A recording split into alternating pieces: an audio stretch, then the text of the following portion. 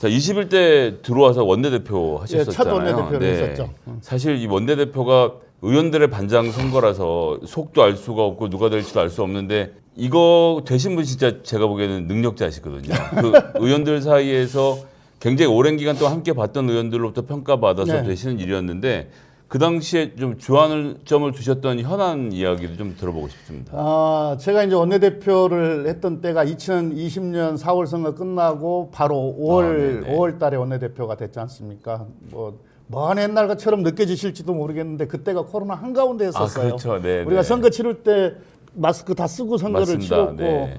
사람 많이 모이는 행사들을 못했기 때문에 못했죠. 선거운동조차도 어려웠던 그런 그 때였었어요. 마스크에다 비닐 씌워서 다니고 별걸 그리고 다 마스크가 있었죠. 없어가지고 마스크 만들어서 쓰고 맞습니다. 그러면서 선거운동 했지 않습니까? 그 이후까지 그랬었어요. 그러니까 코로나 딱 한복판에서 제가 원내대표를 한 거거든요. 네. 그러니까 코로나 위기 극복 이게 가장 큰 무엇보다 다 가장 큰 과제였죠. 민생 챙기기. 네, 그러니까 네.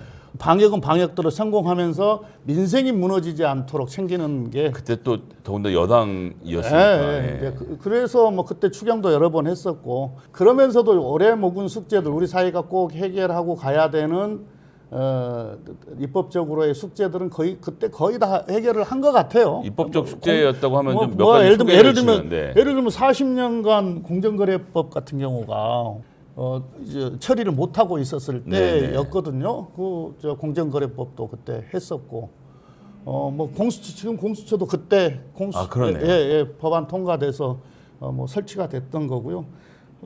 하려면은 이게 많이 있어요. 이렇게 공정경제 3법도 있고, 그 다음에 규제혁신 5법도 있고, 그 다음에 임대차법도 있고. 그러네요.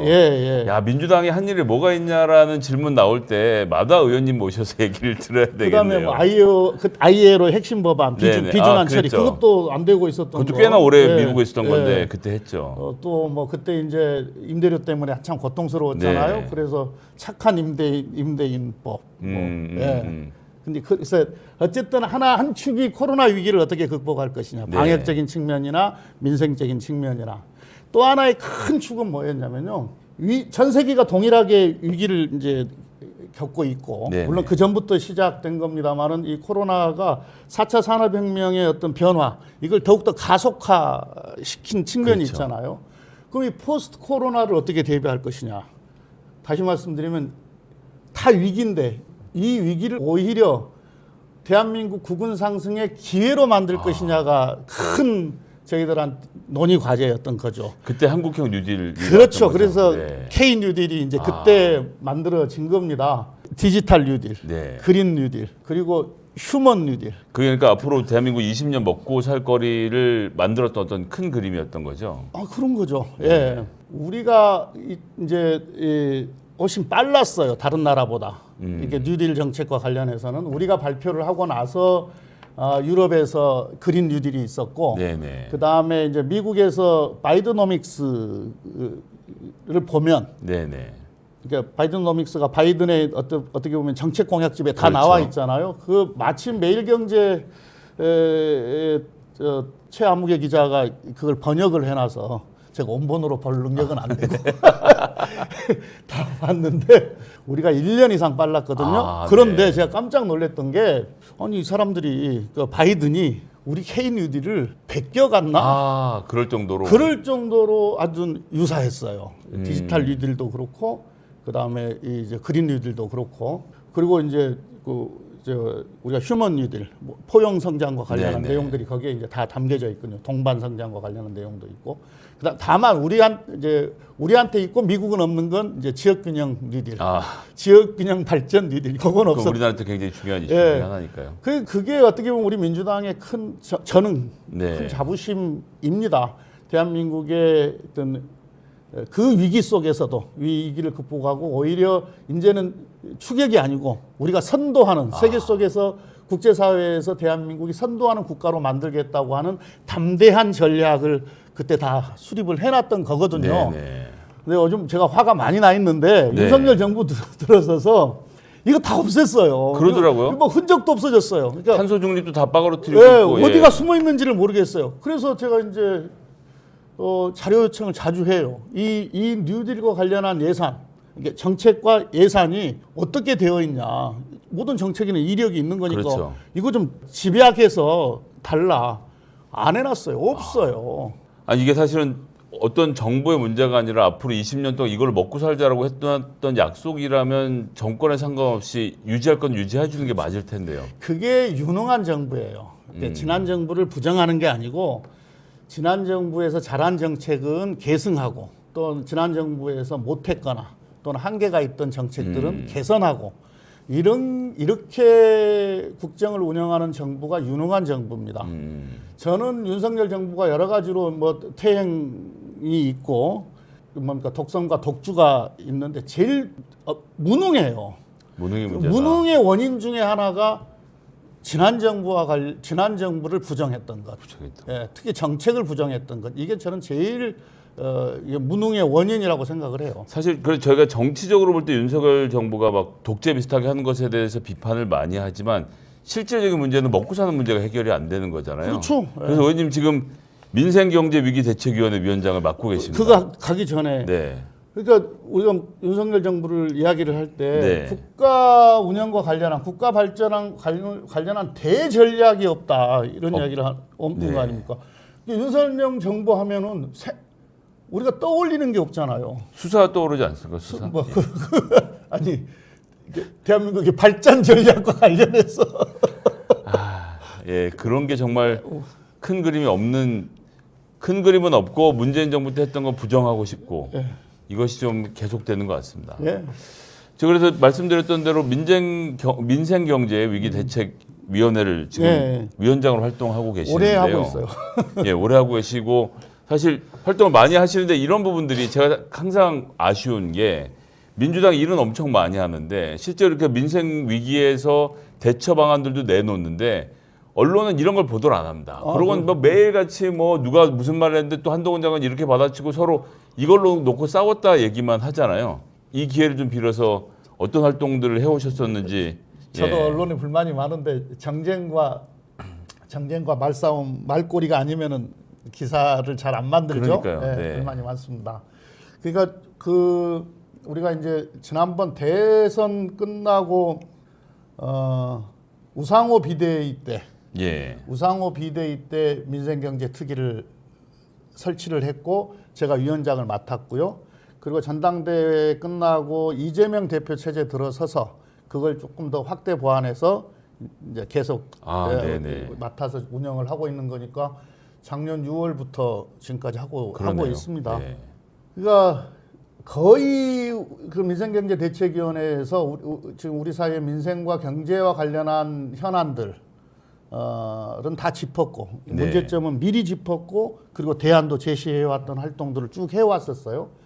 환율 위기와 관련해서 우리가 경고도 했었고, 그다음에 이제 외교 안보가 우리 경제에 어떤 영향을 미칠 것인지, 그래서 미국 편중 외교의 문제점, 그리고 이 중국과의 어떤 이 외교 관계가 엉클어지면서 이게 경제에 어떤 악영향을 미치게 되는지에 대해서도 줄기차게 이야기를 해왔고, 그 다음에 이제 요 기후 안보와 관련해서 그러니까 아까 그린 뉴딜도 말씀을 드렸습니다만은 재생에너지 이 정책의 후퇴가 앞으로 우리 제조업, 우리 산업에 얼마나 부정적인 영향을 미칠 것인가. 심지어는 이 재생에너지의 부족 때문에 제조업 유목민이 생길지도 모르겠다. 제조업 유목민이라고 하시면 재생에너지를 찾아서 이 제조 시설이 다 옮겨 다니는 거예요. 그러니까 소위 말하는 아리백 이런 걸 실천해야지 외국에서 물건을 사주니까. 그렇죠. 그러니까 그걸 맞추기 위해서. 예, 재생에너지로 물건을 만들지 않으면 지금은 수출을 못하는 시대로 접어들었어요. 근데 대통령은 아무런 계획이 없는 거예요. 그런데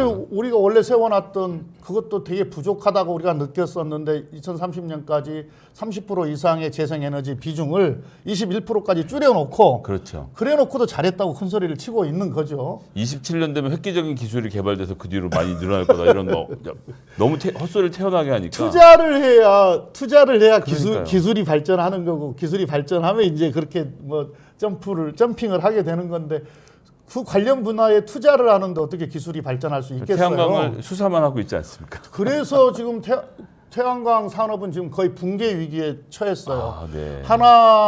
하나큐셀의 음성 공장이 지금 폐쇄 철수한다는 거고요. 그 다음에 지금 1,800명인가 지금 구조조정 들어갔지 않습니까? 잘 나가던 네, 하나큐셀. 네. 근데 하나큐셀 대기업이 그런 정도인데 중견기업, 중소기업 관련해는 얼마나 크겠어요?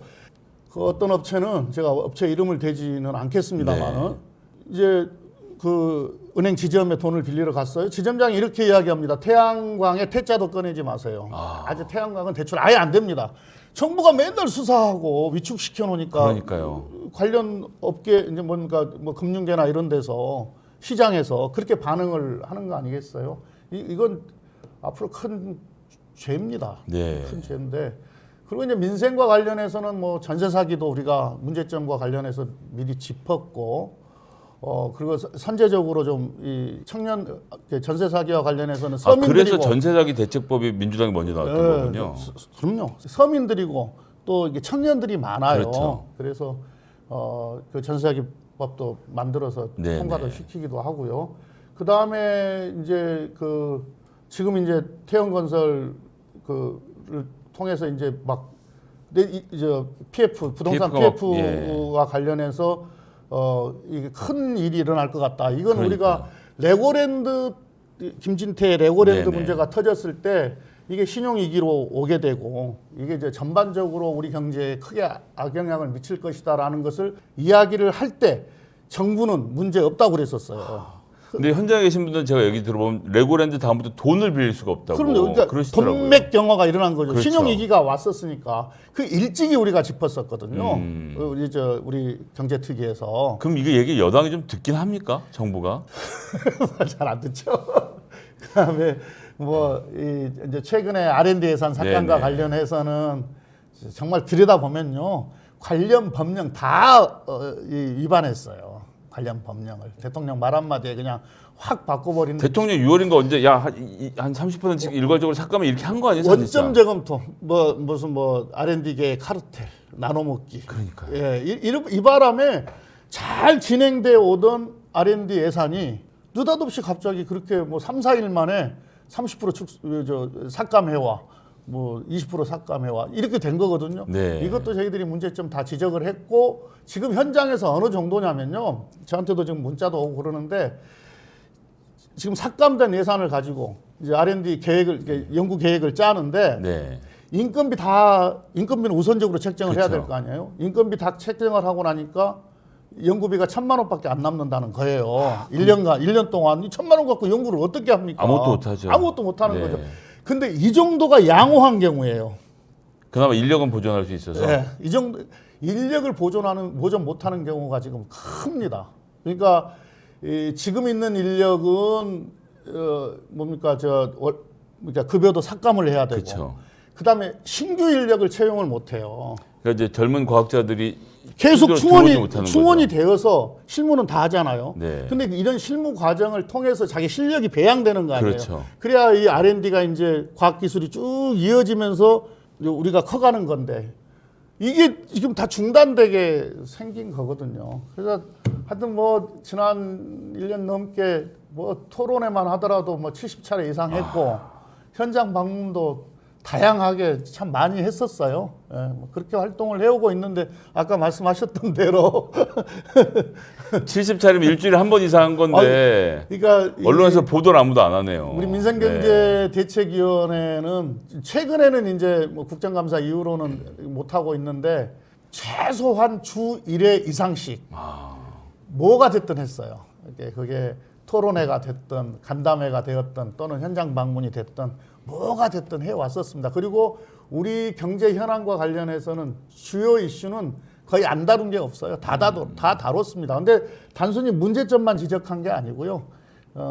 상당 부분은 대안까지도 우리가 제시를 하면서 그렇게 활동을 해왔고. 아니 의원님 오늘 이 인터뷰 중에 가장 신나서 말씀하신 부분인 것 같아요. 굉장히 중요한 얘기도 하고 저희들이 잘 모르고 있었고 민주당 뭐 하는 일이냐고 하시는 분들에게 요 클립을 잘라서 꼭 좀 보여드리고 싶네요. 예. 노력을 하는데 사실 이제 문제는 이 윤석열 정부가 이 어떤 얘기도 듣질 않고 있으니까 너무 안타까운 일이고. 근데 정말 걱정됩니다. 아까 제가 재생에너지 이야기했고 지금 R&D 이야기했잖아요. 예. 이건 우리의 크게 보면은 우리 미래를 갉아먹어 버리는 거거든요. 그러니까요. 미래를 암울하게 만드는 겁니다. 실제로 재생에너지 아니 지금은 재생에너지로 물건을 만들지 않으면 팔 수가 없는 그런 시대로 그렇죠. 왔는데 그러면 더 과감하게 더 적극적으로 투자해서 기술 개발을 하고 에너지 원들도 만들고 또 우리가 괜찮은 여건들을 또 확보할 수 있거든요. 그렇죠. 네. 예. 그래서 지난 정부 때 이제 계획 세우고 제대로 한번 해보자 해서 상당 부분 그래도 이제 올라가고 있던 차에 그냥 딱 잘라버린 바람에 좀 어렵게 됐고 R&D 같은 경우도 심각하고 아까 말씀드렸지만 계속해서 이게 역량이 확충이 돼야 되는데 역량이 더 늘어나야 되는데 역량이 더 축소되는 방향이 돼버렸는데 더 기가 막힌 것은 대통령이 R&D 예산 어디 가가지고 그런 이야기 하는 거 보고 제가 기함을 기겁을 했는데 R&D 예산 조금 줄였습니다만은 제 임기 동안에 대폭 늘릴 거면 5조 몇천억이 작아요. 아니 16% 17% 예산을 줄여놓고 그게 작다고 이야기를 하면 국회에서 겨우 6천억 증액을 했는데 5조를 다루고 이게 말이 되는 얘기입니까? 정말 기가 막힙니다. 그리고 이제 기업들의 R&D 세금 깎아주는 걸로 R&D를 할 수 있을 것처럼 말하는 자체가 그건 종목이 다른 거고요. 그 지난 정부 때 이제 그 코로나의 위기, 그 어려웠던 조건 속에서도 민생 챙겨야 되는 여러 가지 목전에 둔 그 위기를 돌파하기 위한 여러 가지 일들이 있었음에도 불구하고 R&D 예산 관련해서는 대폭 늘렸거든요. 지난 정부 때. 참 안타까운 일입니다. 저희가 어떤 윤석열 정부가 이렇게 하는 행태에 대해서 비판하는 사실 최선의 방법은 이번 총선에서 국민들로부터 저희가 선택을 받는 일이라고 생각을 하는데 왜냐면 정책통이시기도 하지만 사실은 선거의 전략가이신데 정책 때문에 맨날 아파요. 오랜 기간 동안 선거를 때 해오셨고요. 이번 총선 사실 윤석열 정부의 저 형편없음을 생각하면 민주당이 다 이길 수 있을 것 같기도 한데 사실 들여다보면 이 윤석열 정부에 대한 반대가 민주당에 대한 지지로 그냥 다 100% 흡수는 좀 안 되고 있는 것 같습니다. 어떤 방법이 있을까요? 어떻게 다 100%로 흡수되겠어요. 예전 선거에서도 그 정부에 반대하는 그러니까 단순 지지율로는 대통령이나 그 당시의 대통령이나 또는 집권당이나에 대한 반대가 야당에게 100% 수렴되는 경우는 없었습니다. 마치 그렇게 되어야 정상인 것처럼들 생각하시는 건데 그건 절대 평가일 때 그러는 거고요. 근데 이제 저는 딴 거 없다고 봐요. 왕도 없다고 봅니다. 당은 유능해야 됩니다. 유능해야 됩니다. 그러니까 지금 이 윤석열 정부가 지금 벌이고 있는 어떤 민주주의의 어떤 퇴보, 역행, 그 다음에 이 민생 경제에 대한 위기를 어떻게 보면은 만들고 있는 이 국정 운영. 그리고 지금 많이 걱정되잖아요. 한반도의 어떤 이 평화가 훼손되는. 엄청나게 걱정되는 거 아닙니까? 이걸 이제 그래도 민주당이 잘 막아낼 수 있을 것 같다. 민주당의 역사성이나 또는 민주당의 어떤 지금까지 국정을 운영해봤던 그 경험이나 또는 지금 야당으로서의 하는 일들을 보면 민주당이 유능할 것 같다 그런 인식을 국민들이 갖게 우리가 잘하는 것 하나가 있고 또 하나는 이제 같은 연장선상에서 보면 국민들이 정치에 대한 효용성을 좀 느끼게 해줘야 될 거 아닙니까? 근데 민주당이 그런 효용성을 느끼게 해주더라. 이런 어떤 종합적인 능력의 문제를 그러니까 유능을 국민들한테 보여드리는 것이 첫 번째이고요. 그 다음에 이제 또 하나는 그래도 이 민주당은 민주적이더라.